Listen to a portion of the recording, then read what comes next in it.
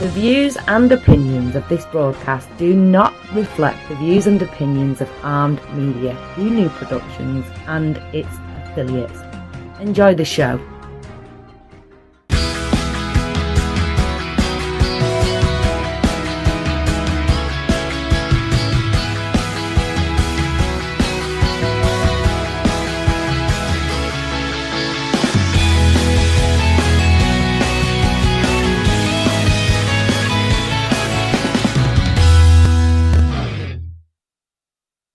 Good evening and welcome to the Leadership with Biana Kovic. We are live from New York City. It's about 9:05 p.m. Thank you for listening and for being with us tonight. Our number 1-800-508-5431 is open for your calls. And tonight's topic is again leadership. Leadership as a skill that can be learned through practice and awareness. And our very special guest tonight is Miss Collette Smith, who knows a lot about practice. She is a very impressive lady. She has a very versatile work experience and broad expertise.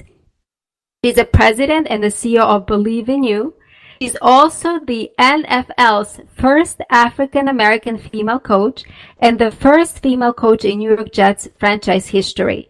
She's a former women's pro football player, coach, and the director of marketing, PR, promotions, and events for the New York Sharks women pro football team. Collette is also the ambassador for the National Coalition Against Domestic Violence and is a professional real estate associate. Collette, good evening and welcome to the show. Hi, thank you for having me. Collette, I gotta say I was so impressed with your background and in particular about football, your relationship to the football. Can you tell me a little bit about why football and what does it mean to you? Well, I don't understand the question about why football. It's football. Who doesn't love football? Everyone loves football, but yeah. Why football for you? What does it mean to you in particular? Well, football had different meanings for me at different stages in my life. So when I was a little girl, I just liked football and I was never allowed to play. And many years later, when I got to play football, it took on a whole nother definition to me.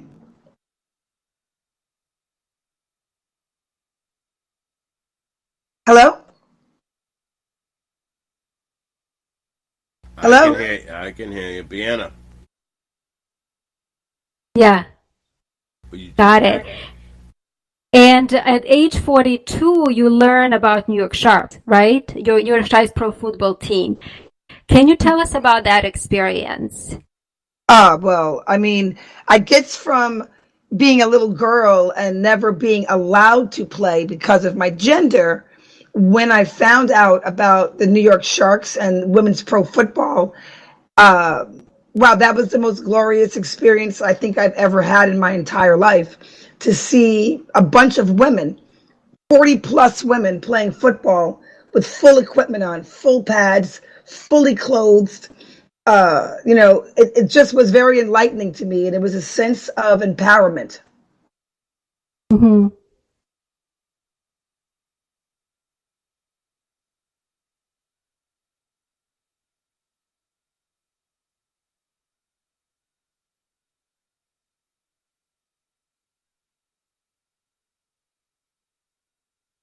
Collette. Uh-huh. Who's not talking? Hello? Hello. Yeah. And did you have a role model, Collette? No, I didn't have a role model. No. So can you walk us through how did you become part of the team? What exactly did you have to do to become part of the team? Well, we had to go through a vigorous tryout session. So literally you had a few captains of the team that put you through lots of agility drills, football drills, catching drills, defending drills, and speed tests. You just needed to be able to be coachable and athletic. So it was a pretty strenuous session for tryouts.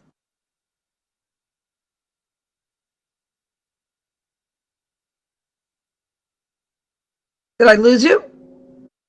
Yeah. And in terms of like your family, how did they react to that? Well, I mean, I think like any family would with a girl playing football. Like, what are you doing? Are Uh-huh. you out of your mind? And for me, quite frankly, I thought everybody else was out of their mind not to allow girls to play. And I think about football and I think about women, it brings me back to civil rights times when blacks were Got not it. allowed to vote and blacks were not allowed to read books at some point during slavery. So for Got it. me, being a woman and not being allowed to play here in America seemed absurd to me. Mm. So would you say that was a big decision why you decided to do it? I mean, it wasn't the decision why I decided to do it. I did it because I liked football and I've always wanted to play. That was the main reason. But along with that comes Mm. responsibility. And you start to, get in tune with the world. Or should I say, tune out the world.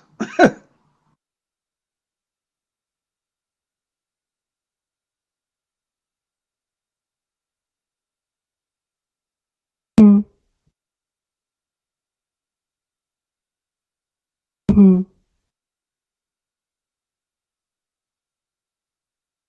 Hello? Biana. Hello? Biana, Yep. you cutting out? Yes. Yes. So I'm sorry, I'm having trouble a little bit hearing Collette. In your opinion, what is the most enjoyable thing about being a part of the, pro football team? First of all, just playing football. Mm. Anybody that Got loves it. football wants to play. So that was the most enjoyable part of football for me. I mean, So just when like I any little, see, when I watch sports, I see leadership. Go ahead. Yeah, yeah.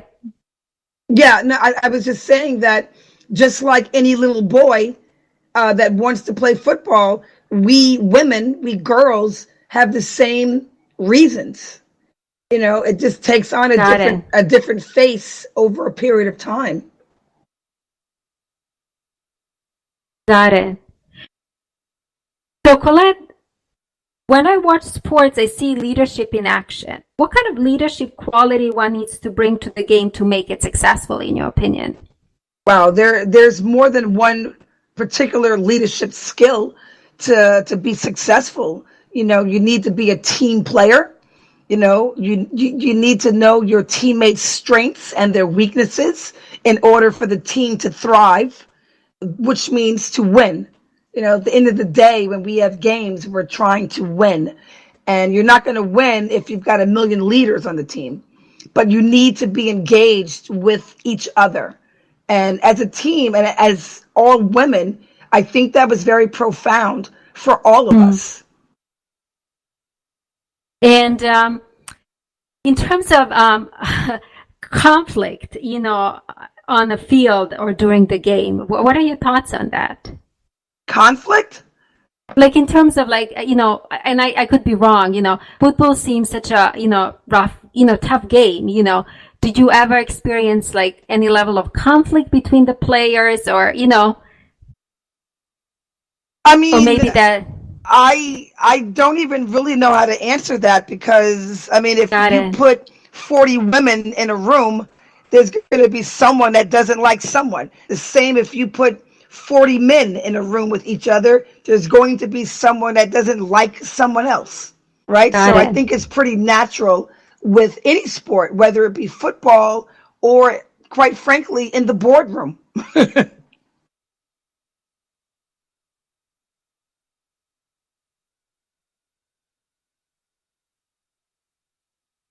Mhm. Got it. Yeah, you're right. There is lots of strategic planning taking place in a boardroom, right? Or for any organization for that matter. Can you tell us a little bit about what type of planning takes place, within the team? Oh, well, I mean, you have to understand that. Well, there are two here. When player, um, the coaches ran strategy. Hmm. The coaches ran that. So me Got it. me being a player, I just literally was a team player, and I followed the coaches' leads. Every once in a while, you might interject with a great idea or make a couple what we call audibles. But as a coach, I think that's a better question. Speaking on being a coach, Got it. being a Okay. coach, you need to figure out how to manipulate, if I might say, your players to be the best. Making Yeah, how to somebody engage them to be the best. how to engage them. You need Yeah. to have them believe in themselves that they can do this. If I need a certain player on a fourth down to blitz, but she may not be confident to do that, how am I going to make her more confident in Got order it. for this to play out? So as a leader, you need to take hold, grab the bull by the horn, knowing your players. You got to know each individual player. I was a defensive girl, so I needed to know everybody on defense, what their strengths, what their weaknesses are, and what they're capable of.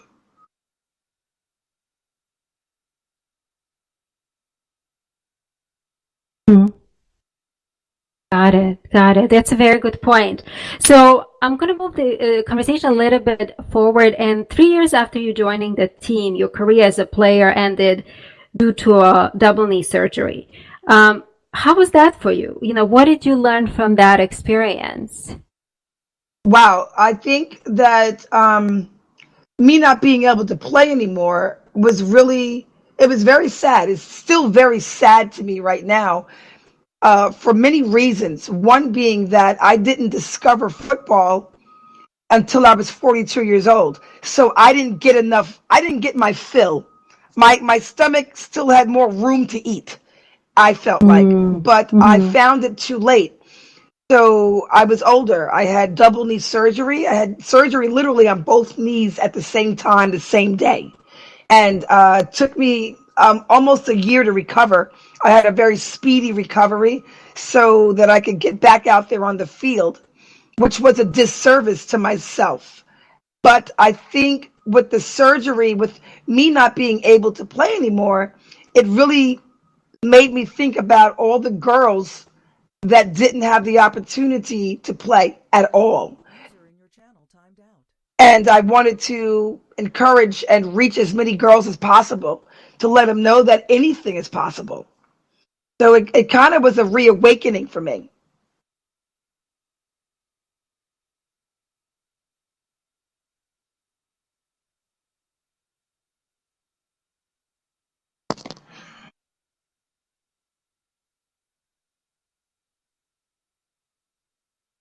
I think she went to, there she is. And Collette, I'm just curious. So one door seems to be closing down, or ending. At least one part of your life was Can ending you as hear a me? player. I'm sorry, I Yes. couldn't hear you Hello? for a minute. No worries. So next question is that, as a player, your career was ending, but then you became a director of PR and marketing promotion. How was that experience for you? So in some end, your career as a player was ending, but then you're moving into different direction, right? To work with the team as someone who's promoting the team, right? Right. How was that experience for you, and what did you use from working? What kind of knowledge as a player you use to sort of be able to promote actively the team? Well, I think as a player, I was promoting the team anyway. All the players on the team should be promoting and speaking about their team to engage people to come out to our games. But I believe that, we had a meeting one day with the New York Sharks, the owner of the New York Sharks, the general manager, our GM, and the head coach. We all had a meeting, and they agreed that they wanted me to be the director of marketing, PR, promotions, and events. And I was very happy to hear that they wanted to give me this big responsibility. And I said, really, me? And the general manager said, well, Collette, you've already been doing it for years. We just wanted to make it legitimate. And so that was a big honor for me because I loved my team with every fiber of my being. I loved what we represent: empowerment, leadership, inspiration, hope. Anything is possible. So all of those things were just, essential life skills to me that I learned from being a player on this team. So the minute that I got that opportunity, if you want to call it a promotion, I immediately started working on getting all connections, phone numbers, contact info for every major television and radio show in New York City. And I was able to land a one-on-one interview at the desk at CBS Sports within 3 days from my efforts. And the owner of my team was really impressed. And in fact, she was very surprised. She said, Collette, I just gave you this promotion 3 days ago. What do you mean you're going to be sitting at the desk at CBS for a live interview? I said, well, what did you want me to do? That must have been a great experience.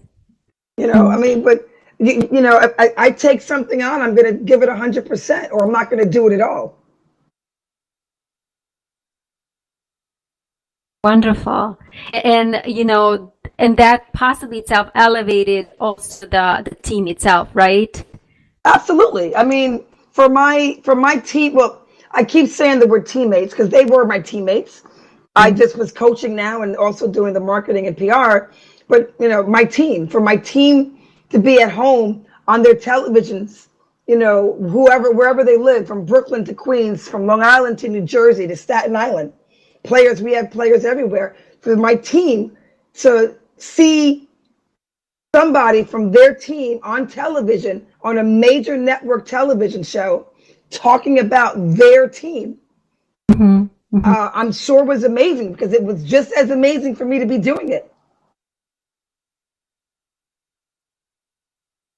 And in 2017, I think you actually also had a wonderful experience, which is to become the first female coach for the New York Jets, and which made you third female coach in the NFL history and the first African American female coach. I think that's very impressive. You know, can you tell us a little bit about that experience? Well, you know, I think that, well, first of all, let me just say that I was honored and very happy to be working with the New York Jets in 2017. That was, I mean, over the moon, elated. Any person, any man would want to work for any NFL team, you know, if that's his dream. And for me to have that opportunity was quite gratifying. I believe Billie Jean King, we all know Billie Jean King, the tennis Hall of Famer.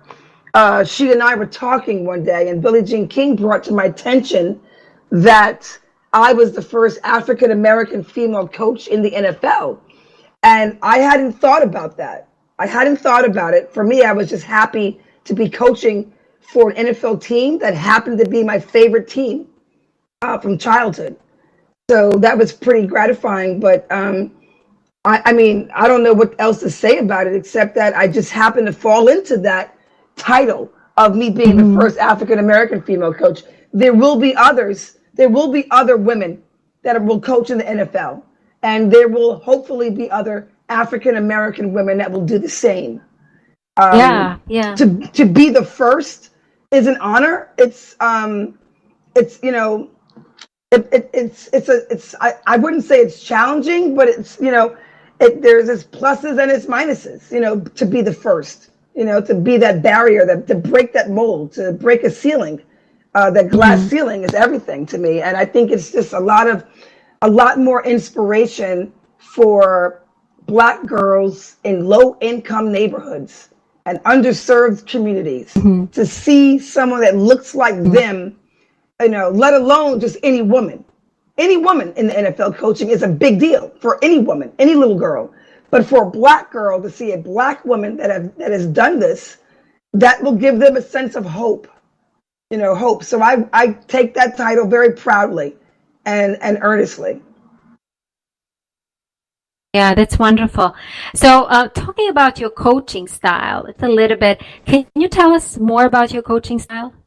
Well, for me, I am a big stickler on technique, fundamentals.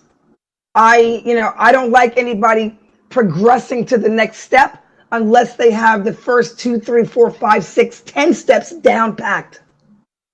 So for me, I can't see anybody going further unless they have a serious foundation. So I'm all about technique. The slightest thing can be a plus or a minus on a football field during game day. Yeah. And in terms of what do you think are the coach's best assets that one coach can have? Understanding their players, understanding that each player, may hear something different. I may tell one player something and it registers with somebody else completely different. So I honestly believe knowing each individual player and knowing how they find information that's tangible to them. You want every player to grow. And, so getting to know your player on a personal level, where did he come from? What are his weaknesses? Does he have to work extra hard? Does he pick up things quickly? Does he or she have a high football IQ? Do I need to break things down more for them? Do they get it on the first time? So I think just really knowing each individual player is a key asset to being a great coach. And you also, it seems to me, having ability to assess and to reflect on how you can best help that player. Am I right about that? Absolutely. Absolutely. So like, for instance, when we watch film, it's something called, well, you can either call it watching film on practice.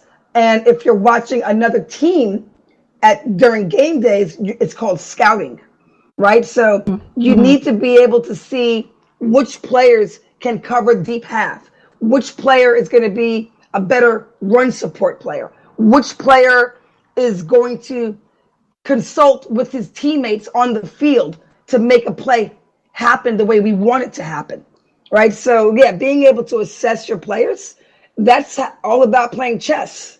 You got to have key players in key positions based on their strengths and their weaknesses.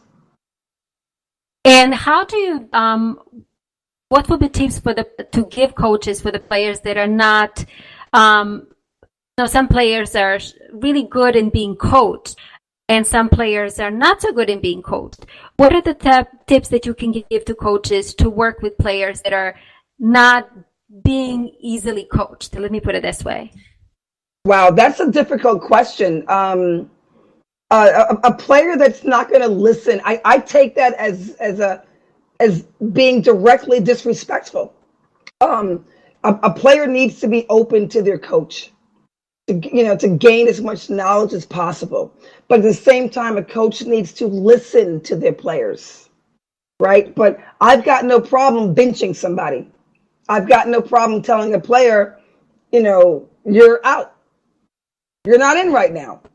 And that usually wakes them up because they want to be in the game. Ultimately, as a player, you want to be in the game. So there needs to be some kind of chain of command. A player's got to listen to their coaches. But at the same time, a coach has got to listen to their players, understand them. And so I strongly believe, when you talk about coaching, you're actually talking about leadership. And we talked about it. What do you think is the most biggest asset that one leader can have? Leading. Leading. That still falls in line with what I was saying earlier with being able to listen. You need to understand your players. You need to understand, you need to take the time out for your players. Being a leader is just not telling somebody what to do and what not to do. Being a leader is understanding them on many levels. So I really think going above and beyond, being a leader, you don't clock out at 5 p.m. You're always on. If somebody needs you, you need to be there. You need to step up and show out.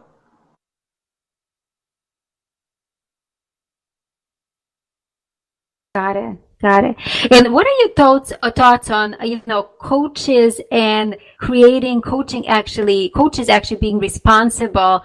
I read in a book that coaches are actually being responsible for creating a culture of their team. Is that true in your opinion? And yeah, I mean, you can have some coaches where the players don't really love you or want to play for you. Ultimately, a great coaching staff wants players to want to play well for their coaches. It's almost along the lines of children, if I may, that want to show their mom and dad a good report card.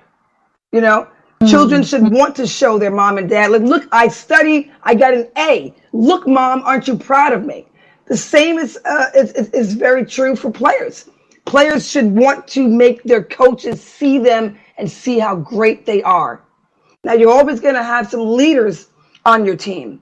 And, so it starts from the top down, right? But at the same time, these very same players you're going to find the cream of your players. And that cream of your players is going to be your earpiece to all the players, right? So your leadership is actually helping other players to be leaders as well. We want them to be leaders. Yeah, interesting. So would you say that, if I'm correct to say that the coach's goal is to really create as many leaders on that field as possible? Absolutely. Yes. Got it. Great. So I'm going to move a little bit of conversation in a different direction. You are the ambassador for the National Coalition Against Domestic Violence. Can you tell us a little bit, how did you get involved with that initiative? So I have a guilty pleasure that I'm embarrassed to say. I watched a TV show called The Housewives of Atlanta. And I'm embarrassed to say that I watched that show. I see it as sheer entertainment, but on a fun level. But I also see it as a lot of Black women that are calling each other bad names and talking about each other, or seeing themselves as important if they're wearing certain expensive clothes or shoes and carry a certain purse. And I don't think that's what real leadership is. I think, being a person with morals and self-respect is. And there was a woman from the Housewives of Atlanta that I heard was working with the National Coalition Against Domestic Violence. And I was appalled, quite honestly. So I took it upon myself to call the National Coalition Against Domestic Violence in Denver, Colorado. And I told them just how much of a mistake it is to have a woman on this television show that calls each other bitches and hoes to be the ambassador, and how they needed to have somebody more in the realm of the world. Everyday people, you need to have somebody. So the more we started talking, they were interested in me to hold this position, hold this title. And so that's how I got involved with the National Coalition Against Domestic Violence. Got it. And so just a little bit back. So you called in. What was their feedback when you made that call? They were very open to what I had to say. A few people there didn't know that the show held a negative regard. So they were happy to hear that I told them about this. And they were happy to hear from me. They were very happy to hear from me. Got it. As ambassador the ambassador of the National Coalition Against Domestic Violence, what are what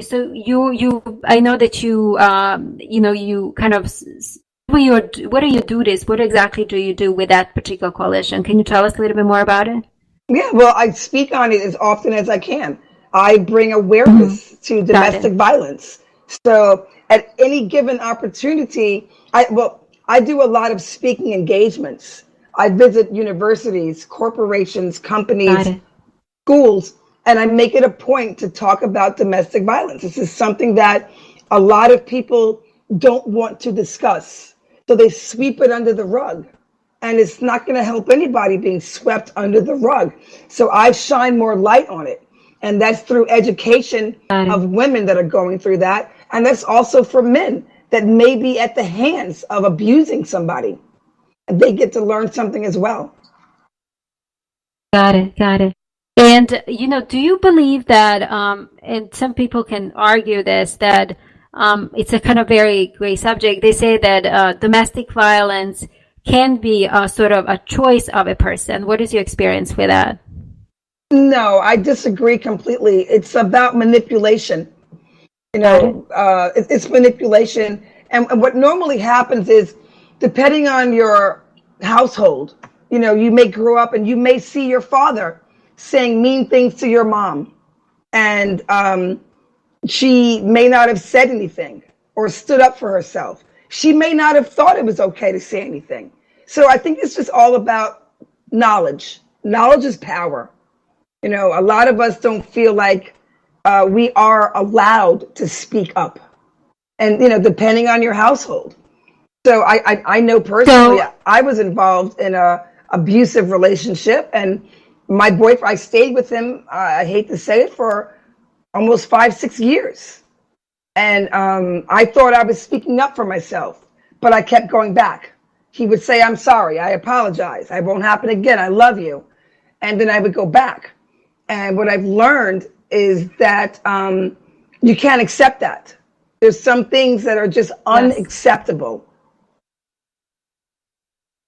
So would you say that experience shaped you in some ways into the person that you are today? Absolutely. I think for me, dealing with that horrible situation has definitely shaped me for who I am today.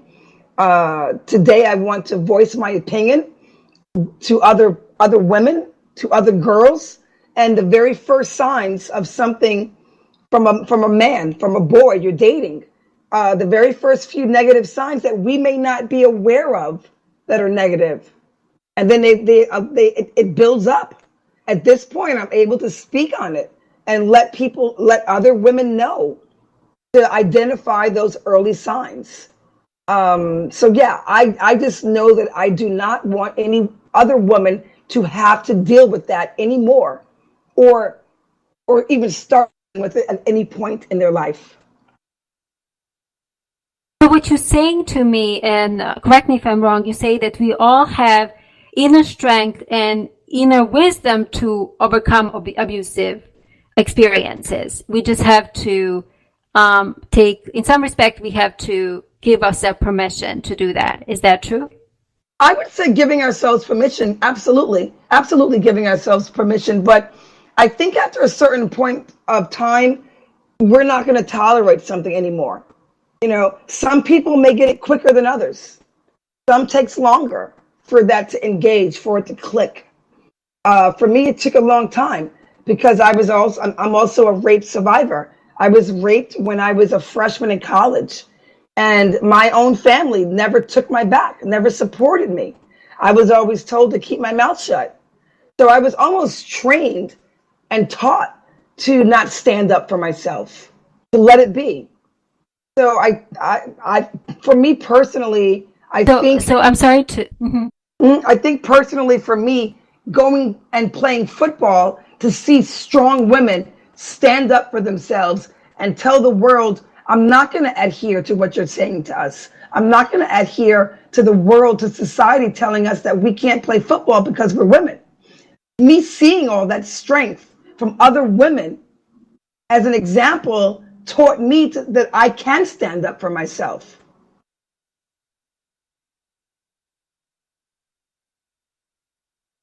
So, Collette, what it struck me when you were saying that the community has a huge power how people, on decisions that people make on a daily basis. And you just mentioned about your own family.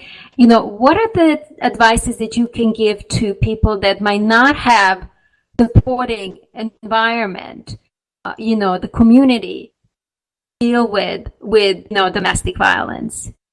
Or any challenges? Research. Absolutely research. So everybody has got a barometer within themselves, right?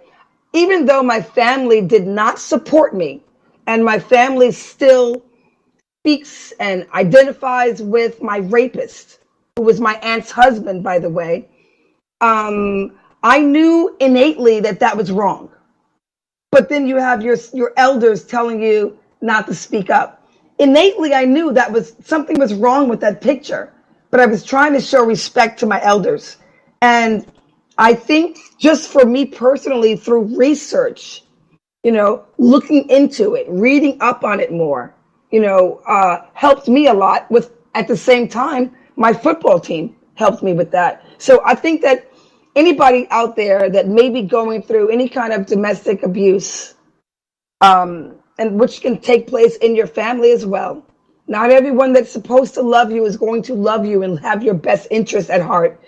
At the slightest inclination that you feel uncomfortable, step away.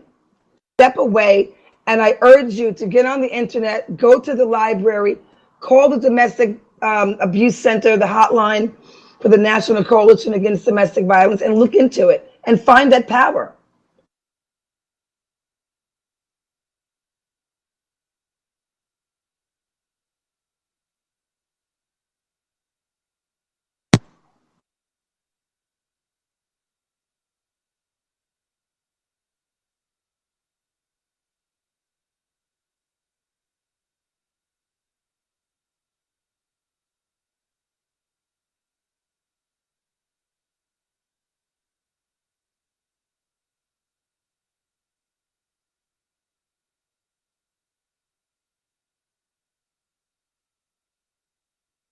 Hello, I think I lost you.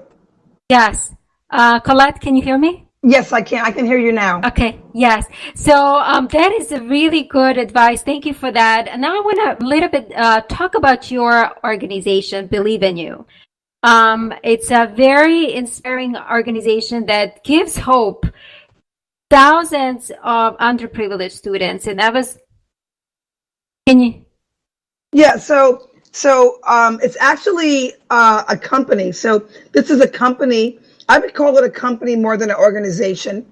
I created this company last October of 2017. And my company is about empowerment, hope, and inspiration for women mainly, and for Black girls in low-income neighborhoods. When I think about the schools that a lot of these low-income neighborhoods, these underserved communities, the public school system there is not doing a good enough job, I think, for a lot of these children of color. And I come in there, my role is to give them hope and inspiration.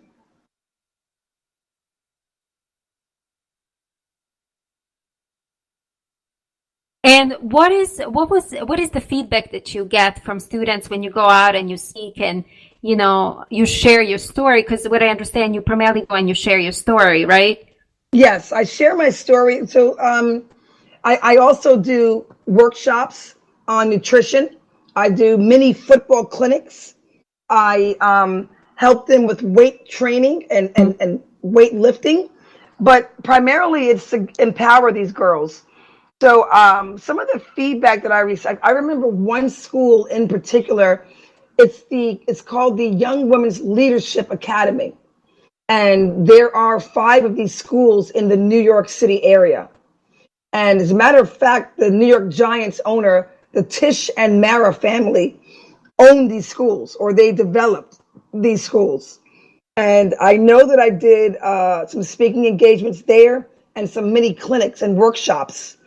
And I had one experience from a girl in particular who rings in my mind pretty often. She was crying. She literally couldn't stop crying, telling me that I inspired her to believe in herself. She actually told me that for many years, she always viewed herself as being dumb. And those are her words. She said that. And she then told me that after listening to me and talking with me, that she was going to strive to be better and to know that she isn't dumb, So, I mean, something like that will take you a long way. You know, it feeds my soul to continue to do this mission that I have in mind. My mission is to empower and inspire girls to believe in themselves and not take no for an answer, not even from themselves, to hold themselves at a higher standard. Yeah. And I think also, as a former educator, when we see someone like you, teachers nowadays are very overworked and tired. And I think when they see someone like you, they also themselves starts to feel more, energized, because they see you are sort of a product of what they're hoping to achieve with the girls and the students that they are currently teaching. Am I right about that? Absolutely. Absolutely. There's only been so much a teacher that you see every day can do for you. Now, some of these teachers are amazing, and they are really trying to empower these girls and these boys. But sometimes you need an outside person to come in so they can identify with this person. For me, a lot of these girls identify with me. I look like them. They may not deem themselves as athletes. They may not deem themselves as smart or worthy of something. And we go in there and we speak. We speak to them about really believing in yourself and taking on every obstacle that you want to take on. And you said this is primarily for girls, but I assume that the boys do come to your clinics, right? Yes. So the boys get to learn a lot as well, because you figure the minute that I come into a school and I tell all the students in there that I played pro football for 3 years for a full tackle women's pro football team with the same rules as the NFL. Of course, the boys are going to be the first ones to say, no, you don't. Girls don't play. Girls can't play. And then you let them know that I did, and I was good, and my team is amazing. So now the boys have learned something. So now these same little boys, when they get older, once they finish school and get a position in corporate America or wherever they may work, those same boys that heard my story years back are not going to be misogynistic towards women, because they've heard it already. It isn't foreign to them. They are fully aware that women are equal to men and men are equal to women. Yep. Yeah. So if I were to ask you, what is the ultimate hope for these kids besides, seeing themselves as, what are you really hoping that one day these kids can possibly achieve or be? Every and anything that they desire. No dream is too big. Dream big. It's almost like reach for the moon and you may just get a handful of stars. I want these children and women, I want all people to realize and find and locate their inner strength, to believe in themselves, to know that anything is possible if they want it and if they are willing to work towards it. But you have to start believing in yourself first. And then, in addition to believing, Collette, we have to also put some practice to it, correct? Absolutely. I mean, think about it. If you're in school, if you are an 11th grader and your grades are not so great, well, now we have to identify, why are your grades not great? Why? What are we going to do to change that? Are we going to read more? Are we going to ask our teachers more questions? Are we going to get ourselves in a tutorial session? You have to be willing to take the steps. And I show them the proper steps to take to achieve greatness.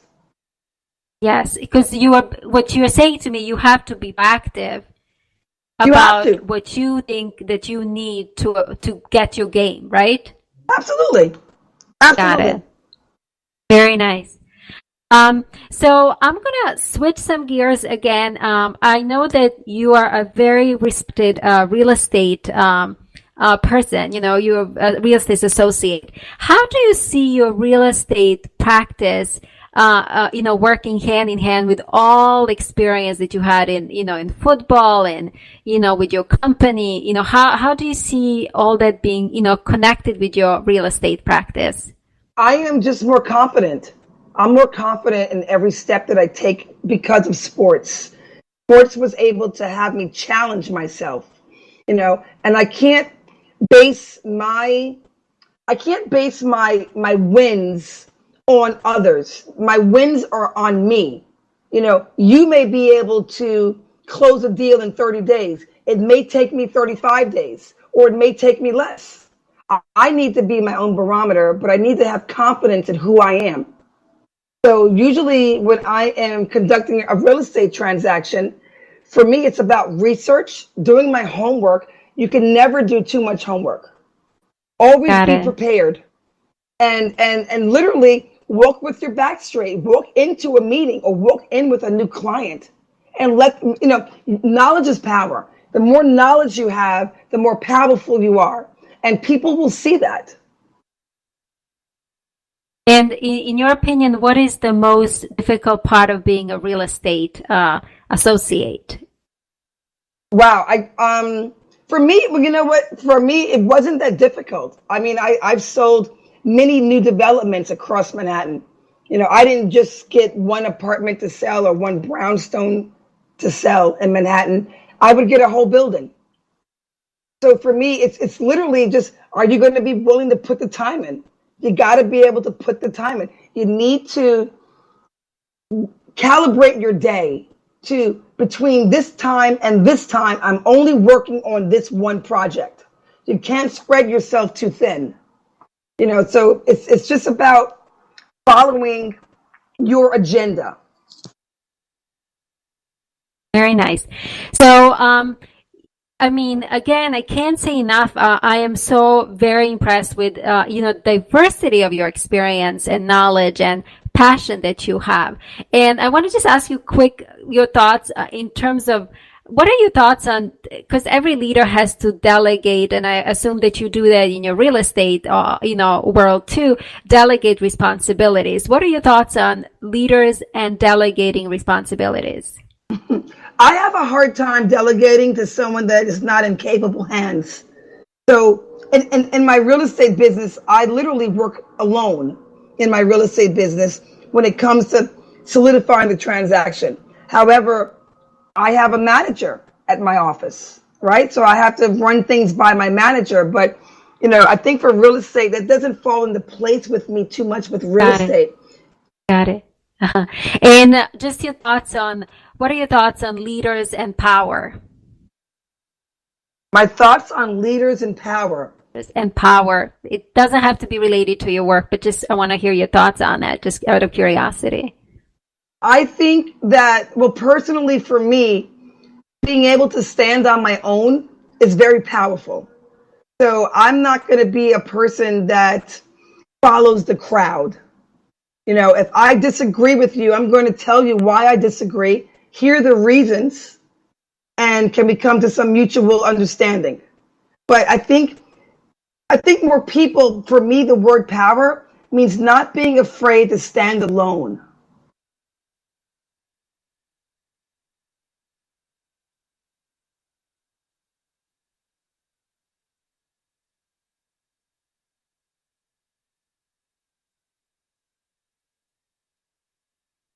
Hello, did I lose you? Yes, I'm here. I'm Sarah. I think I lost you for a second. And I guess my final question before I move into a final question, what are your thoughts on difficult part of being a leader? Is there any difficult part that you think, it's not easy? This part of leadership, it's really not easy. Well, there's a lot of work to be done all the time. You need to be prepared. So I literally, I believe that the most difficult part of being a leader for me has been transitioning from a player to a coach with my own teammates. Because my teammates and we were teammates. The following year, I became their coach. That was difficult for me, but I think, you can't be afraid to ask questions as a leader. You cannot be afraid to ask questions. Leaders cannot know everything, but we can look into it. Never lying, never giving an answer because you just have to give one. Yeah, I like how you said you can't be afraid to ask questions. Yeah, a good leader is going to ask questions. I never want to be a person that acts like they know something when I do not. If I don't know something, I'm going to look into it. I'm going to ask a question. I'm going to research it. I'm going to find out. And I think, in my opinion, that's going to also show other players that you're not afraid, that you're okay to be vulnerable and not afraid to show that you might not know or that you still have, space to learn, right? Correct. There's always room for improvement.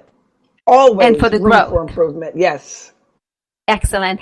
And with that, Collette, I'm going to ask you, what are your final thoughts or suggestions that you have for our listeners tonight in terms of leadership, in terms of becoming really, because the premise of the show is that we lead something to be learned and we can all learn it. So what are your thoughts, the final thoughts? My final thoughts would have to be not being afraid to look into the unknown, to put yourself in an uncomfortable position sometimes. When people are comfortable in their element, in their position at their place of employment, if they're comfortable in something, you're not going to necessarily grow because you've mastered this already. Step into the unknown. Be uncomfortable. Being uncomfortable gains you growth, knowledge, and power. Test yourself.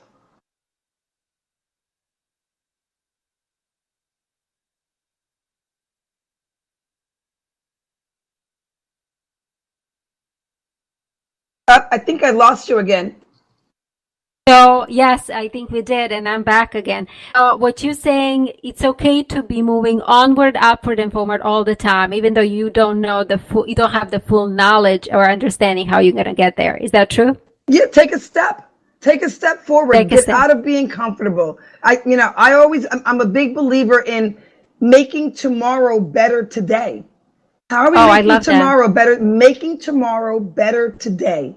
We got to start. We have to start somewhere. Today's the best day to do it. So let's go. So what you're saying to me, tomorrow is actually today. With today, you're actually shaping your tomorrow. Is that true? Absolutely. Excellent.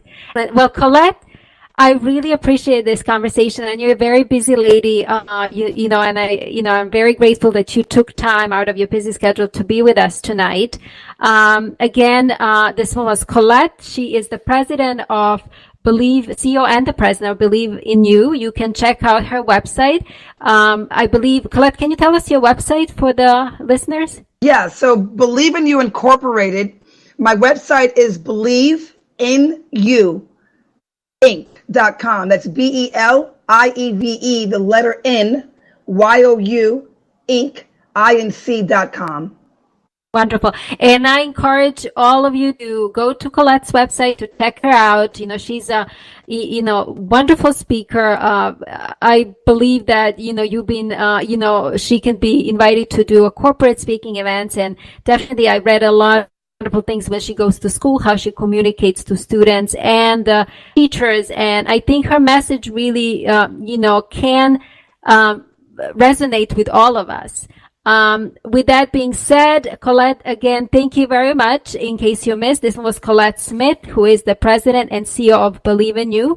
She is also, one more time, an NFL's first African-American female coach and the first female coach in New York Jets franchise history. And she was also the pro football player and coach and director of marketing, PR, promotions, and events for the New York Sharks. With that being said, thank you very much for being with us tonight and for listening to Leadership with Biana Kovic show. Wishing you a wonderful evening and great weekend, and I hope to see you again on June 18th. Have a good night. Before you say goodbye, Biana, before you say goodbye, you got a website or a Facebook page you want to share, or is Collette? Yeah, so my website, I said a little earlier, is BelieveInYouInc.com. You can find me on Facebook under Collette V. Smith. You can find me on Twitter at CocoV28. And you can also find me on Instagram at smith.collette. I'm also on Perfect. Thank LinkedIn. you, Collette. Thank you very much. Excellent. Thank you, Collette. Have a good night, all. You too. Bye-bye.